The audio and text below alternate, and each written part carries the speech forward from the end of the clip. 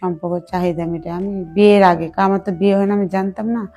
আমার কাছে এত মজা পাইছি, আমি এত শান্তি পাইছি না, যে আমি ভাবতে পারি না যে এটার মধ্যে এত শান্তি, এত মজা আর এত একটা আনন্দ পাইমু আমি কখনো ভাবে দেখি নাই। পরে এইভাবে আমরা মাঝে মাঝে এরকম দেখা করি বাড়িতে, মানে এইভাবে ও আসে যখন কেউ থাকে না। তারপর তো আমি একা রুমে ঘুমাই, আর মা বাবা থাকলে আসলেও তো সমস্যা নেই। ও আসে মাঝে মাঝে, এইভাবে আসে যায় আসে যায়, আমার কাছে অনেক মজা লাগে। আর এইভাবে আমার থাকার পর থেকে আমার কোনো রকম কিছু ভালো লাগতো না। ও কখন খালি কাছে পাবো, কখন খালি কাজ করবো, মানে এরকমটা আমি ভাবতাম। আর এত যে একটা সুখ শান্তি, মানে কাজেও মন বসে না, পড়তে গেলে পড়াতেও মন বসে না, মানে কোনো রকম কোনোটাই ভালো লাগে না। কবে ও আমার কাছে আসবে, কবে আমার কাছে আসবে। একদিন এইভাবে দেখতে দেখতে অনেক দিন হয়ে যায়। হওয়ার পর হঠাৎ করে একদিন আমার মা দেখে যে ওর সাথে আমি শারীরিক সম্পর্কের চাহিদা মেটাচ্ছি। পরে মা দেখার পর আমাকে বলে, বিয়ের আগে তুমি এগুলা করো তার সাথে, আর এগুলো পাড়া প্রতিবেশী জানলে তোমার মান সম্মান থাকবো না আমার থাকবো, তুমি এগুলো করো কিভাবে, মানে অনেক বকাঝকা করে। মা না, মা কখনো চাইবে যে আমার মেয়ে নষ্ট হয়ে যাক? মা বাবা কখনো চায় না। আসসালামু আলাইকুম, আমি সাবিনা, আমার বাড়ি টাঙ্গাইলে। তো আমি একটা গ্রামের সহজ সরল একটা মেয়ে। তো ক্লাস যখন 7-এ পড়তাম, তখন একটা ছেলের সাথে আমি অনেক গভীরভাবে মানে সম্পর্কে জড়াই, অনেক ভালোবাসতাম তাকে। ও যে স্কুলে পড়তো আমি সেই স্কুলে পড়তাম। তো প্রেম প্রীতি করতে করতে কলেজে চলে যায় দুজনে, ও কলেজে পড়তো আমি পড়তাম। তো আমরা তো বাড়ির বাইরে থাকতাম, লেখাপড়া করতাম, হোটেলে থাকতাম। পরে একদিন আমি আরে বললাম যে চলো আমার কোনো একটা ঘুরতে নিয়ে চলো। তো সে বললো তাহলে চলো একদিন সিনেমা দেখতে যাই। আমি বললাম আচ্ছা ঠিক আছে চলো যাই। পরে ও আমারে নিয়ে চলে গেল সিনেমা দেখতে। তো আমি তো কখনো সিনেমা দেখি না, এমনি থেকে টিভিতে মানে বাড়িতে বসে বসে করে দেখতাম, কিন্তু সিনেমায় কখনো যাই নাই, দেখি নাই, বুঝি না। পরে দেখলাম সিনেমার মধ্যে থেকে অন্ধকার, মানে কিছুই দেখা যায় না। পরে তো দেখতেছে ও আস্তে আস্তে আমার গালে হাত দেয়, কিস করে, এই করে সেই করে। প্রথম প্রথম সুসুরি লাগতো, পরে পরে ভালো লাগতেছিল, অনেক মজা পাইছি আমি। পরে অনেক সময় অনেক কিছু হয়েছে, 3 ঘন্টা ধরে যতক্ষণ আমরা ছিলাম সিনেমার হলের মধ্যে ততক্ষণে অনেক আদর করতো আমার কাছে অনেক ভালো লাগতো। তো সিনেমা শেষ হওয়ার পর আমরা বাড়িতে চলে আসি। আসার পর আমার কোনো রকম কিছু ভালো লাগতো না। আমি ভাবতাম যে এতদিন ধরে সম্পর্ক করি, কোনোদিন ও আমাকে ছুঁয়েও দেখে নাই। আর যখন আমার ও ছুঁয়ে দেখছে, যতক্ষণ থেকে ওর মানে কাছে আমার খুব আনন্দ পাইছে, ভালো লাগছে। কিন্তু ছোঁয়ার পর থেকে বাড়িতে এসে আমার কোনো কিছু ভালো লাগতো না।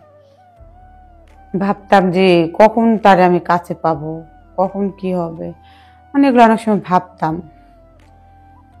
একদিন তো বাড়ি ফাঁকা, পরে আমি তারে বললাম যে দেখো আমার তো অনেক সময় খারাপ লাগে, ভালো লাগে না, তো তুমি আসো না আমার বাড়িতে একদিন। কয় আচ্ছা ঠিক আছে। তাহলে আমি রাতের বেলা ডাকলাম, সে চলে আসলো আমার বাড়িতে। আসার পর ওরে আমি সবকিছু বললাম যে দেখো তুমি ছোঁয়ার পর থেকে, কিস করার পর থেকে আমার কোনো রকম কিছু ভালো লাগে না, তুমি আমার কাছে আসো, আমার একটু সময় দাও।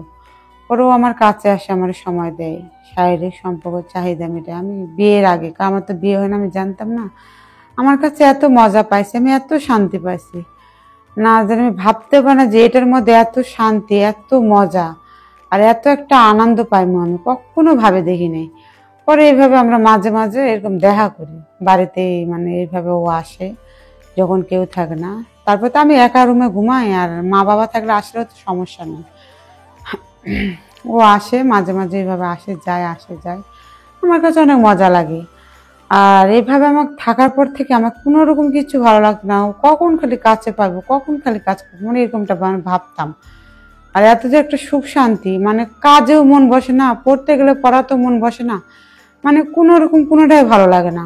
কবে ও আমার কাছে আসবে, কবে আমার কাছে আসবে। একদিন এইভাবে দেখতে দেখতে অনেক দিন হয়ে যায়। হওয়ার পর হঠাৎ করে একদিন আমার মা দেখে যে ওর সাথে আমি শারীরিক সম্পর্কের চাহিদা মেটাচ্ছি। পরে মা দেখার পর আমাকে বলে, বিয়ের আগে তুমি এগুলা করো তার সাথে, আর এগুলো পাড়া প্রতিবেশী জানলে তোমার মান সম্মান থাকবো না আমার থাকবো, তুমি এগুলো করো কিভাবে, মানে অনেক বকাঝকা করে। মা না, মা কখনো চাইবে যে আমার মেয়ে নষ্ট হয়ে যাক? মা বাবা কখনো চায় না। মা বাবা সন্তানের ভালোটাই চায়, কখনো খারাপটা চায় না। অনেক বকাঝকা করে মা আমারে। পরে আমি তার মায়ের কাছে কিছু বলতে পারি না যে আমি ভালোবাসি, এই সেই কোনো কিছু বলতে পারি না। পরে মা বকাঝকার পর আমি এইভাবে চুপচাপ থাকি। তারে বলি যে শোনো, বাড়িতে আর এইভাবে দেখা করা যাবে না, যদি আমাকে দেখা করা লাগে বাড়ির বাহিরে করব। পরে মা আস্তে আস্তে জানতে পারে তার সাথে আমি সম্পর্ক করি, প্রেম করি। আর আমার বাড়িতে এটা কখনো মানবেও না। পরে আস্তে আস্তে মা করছে কি, আমার আর এক জায়গায় বিয়ের ঘর থেকে পরে মা কয় যে তোরে আমি বিয়ে দিয়ে দেবো, তুই ওই ছেলের সবটাই তুই ভুলে যাবি, আর এইসব বিষয় যেগুলো তুই করছো সব কথাই ভুলে যাবি। তো আমি তো আর ওই জায়গায় করার কিছু ছিল না। আমি তো জোর করা বলতেও পারি না যে আমি না বিয়ে করব না, কারণ ওকে আমি ভালোবাসি, ওর সাথে আমি সবকিছু করছি। বেশি কথা না বলে করার কিছু ছিল না, আমার পথ ছিল না। আমি তারে বললাম যে দেখো, মা বাবা যখন বিয়ে ঠিক করছে আমি অন্য জায়গায় বিয়ে হই, আর মাঝে মাঝে কোনোদিন দেখা হয়, এইভাবে আমরা স্বাভাবিক এইভাবে সম্পর্কটা সারা জীবন রাখবো, সমস্যা নেই। তুমি বিয়ে করে সংসার করো, আমি বিয়ে করে সংসার করি। শেষে আমার বাবা মা আর এক জায়গায় বিয়ে দিয়ে দেয়, কিন্তু আমার মনের কষ্ট, আমার ভালোবাসার মানুষটারে আমি পাইলাম না। আল্লাহ হাফিজ, আপনারা ভালো থাকবেন। এই পর্যন্ত আমার এই গল্প থাক।